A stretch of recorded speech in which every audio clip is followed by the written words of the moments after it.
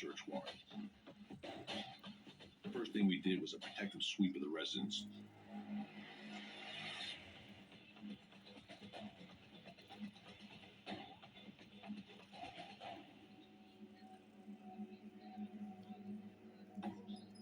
After clearing the residence, I opened the safe.